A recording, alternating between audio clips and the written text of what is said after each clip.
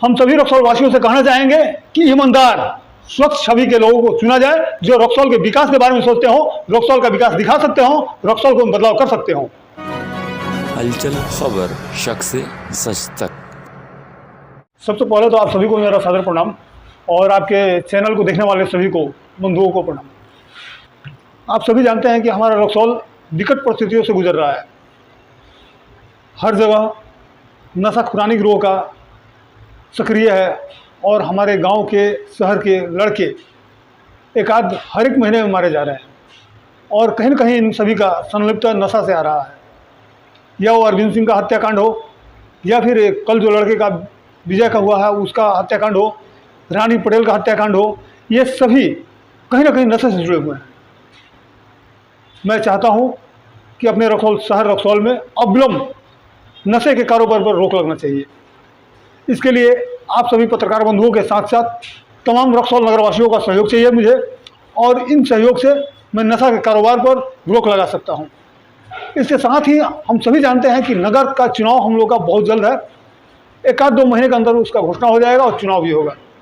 इस चुनाव में मेरी पत्नी भी आ रही हैं सभापति के उम्मीदवार के रूप में, और मैं चाहता हूं कि रक्सौल को बेहतर बनाऊं, और बेहतर बनाने के लिए रक्सौल का हर एक प्लान तैयार किए हुए हैं जो आप लोगों के सामने आने वाले दिनों में रखेंगे।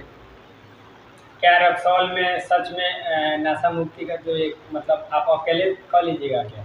हम अकेले कहाँ हैं, आप लोग तो मेरे साथ हैं, पूरा रक्सौल मेरे साथ है।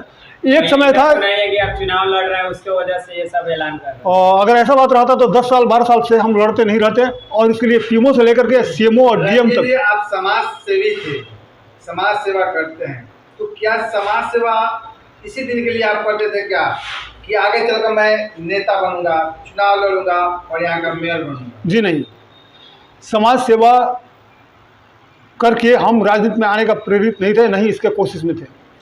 लेकिन हमने 10-12 सालों में इस चीज़ को महसूस किया कि जब तक हमारे पास पावर नहीं रहेगा हम समाज के लिए बेहतर काम नहीं कर सकते हैं।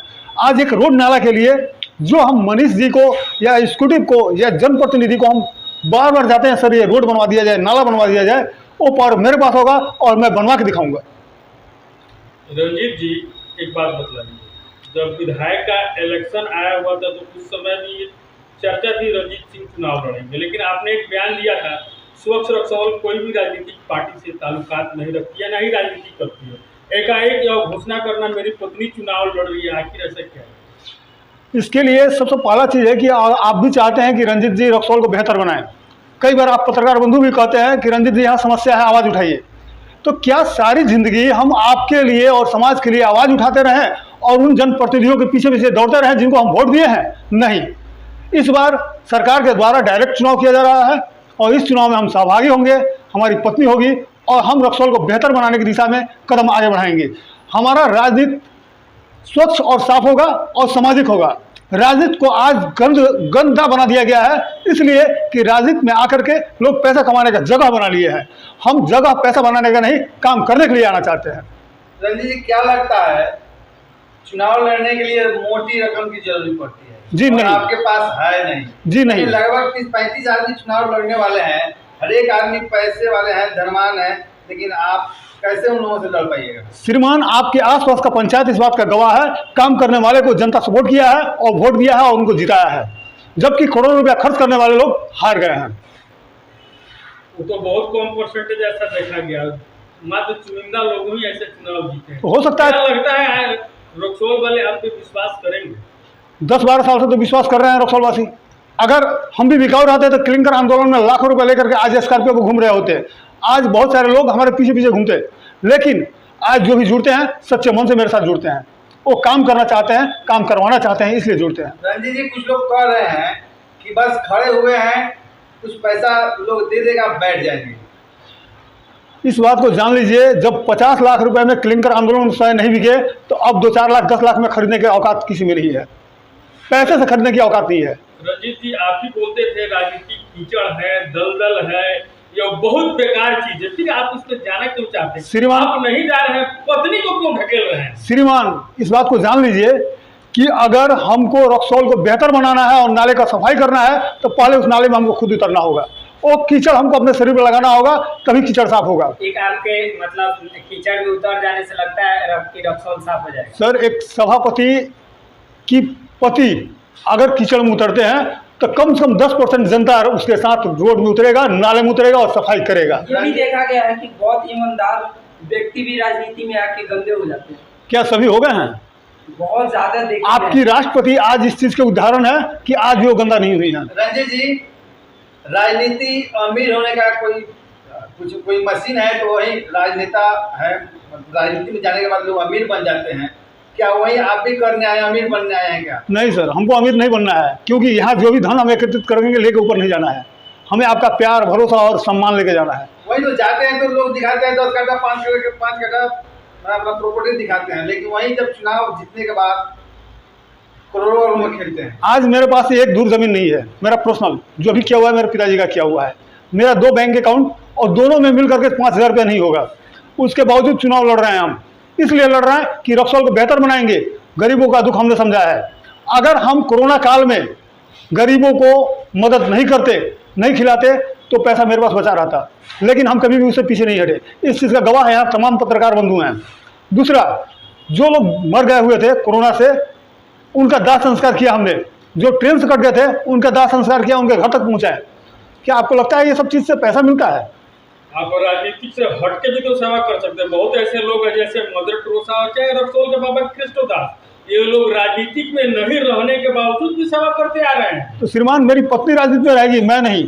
इसको बार बार दोहरा रहे हैं कि मेरी पत्नी सभापति उम्मीदवार है। अगर हमें भी बनना पड़ता है तो हम बनेंगे, क्योंकि हम रक्सौल को अंतर्राष्ट्रीय स्तर पर लाना चाहते हैं। हम चाहते हैं कि रक्सौल में जो है वो गर्व करके जाए कि हम रक्सौल में हैं। आप स्पष्ट बोल रहे हैं हम चुनाव नहीं लड़ रहे हैं, हमारी पत्नी लड़ रही है। क्या आने वाले दिन में आपकी पत्नी के साथ आपका पोस्टर बीच बाजार और चौराहे पे नहीं देखा जाएगा? पूरे रक्सौल में देखा जाएगा। निवेदक तो हम ही रहेंगे। आज हम दूसरे को सपोर्ट करें तो क्या आप इसके लिए तैयार हैं? क्या वो बेहतर काम करेगा? तो चेहरा तो रंजीत जी आप ही का रहेगा ना? बिल्कुल रहेगा, लेकिन हम रक्सौल को बेहतर करने के लिए इस क्षेत्र में आना चाहते हैं, राजनीति में आना चाहते हैं और नगर परिषद में आना चाहते हैं। चुनाव में आने का प्रमुख उद्देश्य क्या है जो आप रक्सौल को बेहतर बनाना।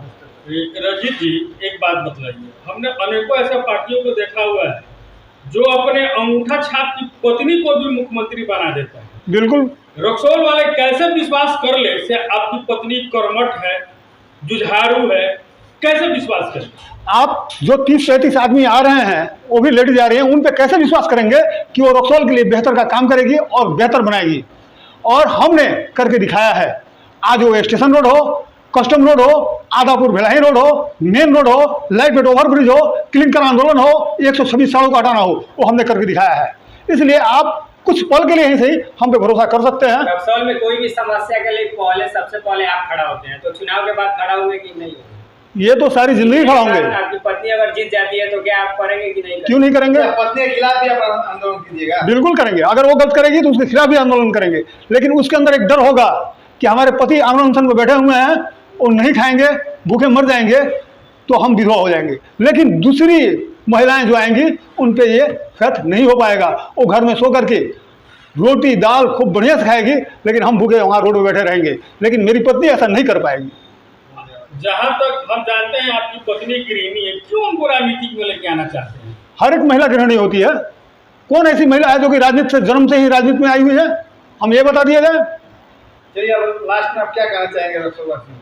हम सभी रक्सौल वासियों से कहना चाहेंगे कि ईमानदार स्वच्छ छवि के लोगों को चुना जाए, जो रक्सौल के विकास के बारे में सोचते हो, रक्सौल का विकास दिखा सकते हो, रक्सौल को बदलाव कर सकते हो। चलिए, धन्यवाद। धन्यवाद।